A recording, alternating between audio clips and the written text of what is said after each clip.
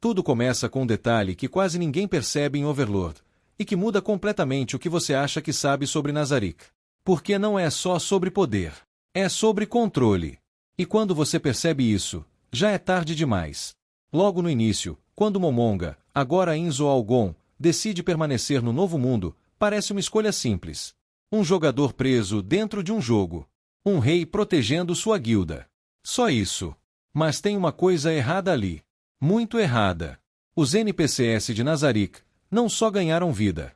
Eles ganharam devoção absoluta. Albedo não só respeita Ins, ela o idolatra de forma quase obsessiva. Demiurge não apenas obedece, ele interpreta cada palavra de Ains como um plano genial. Mesmo quando Ains não tem plano nenhum. E é aqui que o problema começa. Porque Ains percebe isso. E ao invés de corrigir, ele aceita. Em uma cena específica, quando Demiurge começa a explicar um plano complexo que na verdade nunca existiu, Ains hesita. Ele sabe que aquilo é um mal-entendido. Mas ele não corrige.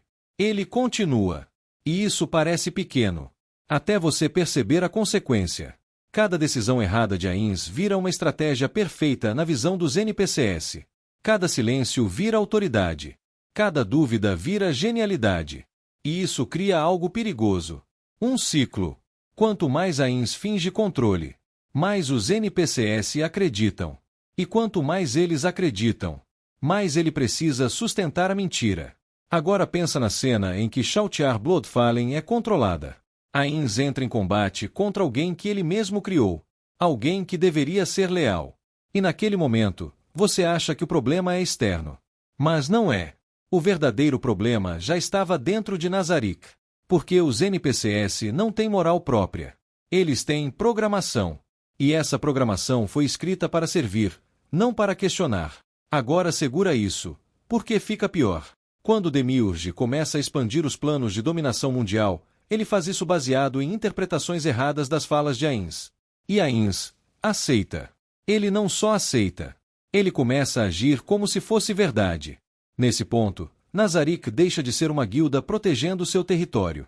E vira algo maior. Muito maior. Um império construído em cima de um mal-entendido.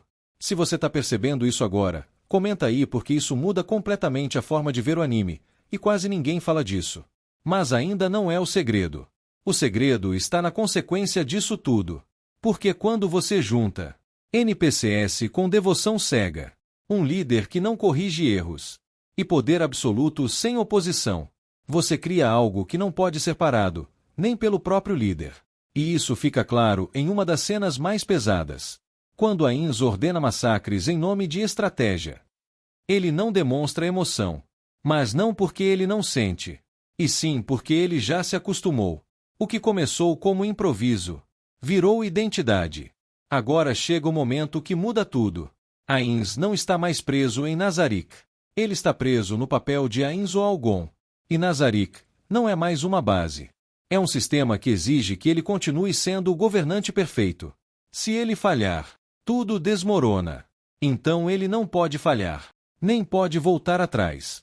E é aqui que o segredo aparece de verdade. Nazarick não é controlada por Ains. Ains é controlado por Nazarick. Pela expectativa dos NPCs. Pelo medo de quebrar a imagem. Pelo peso de um trono que ele nunca quis assumir de verdade.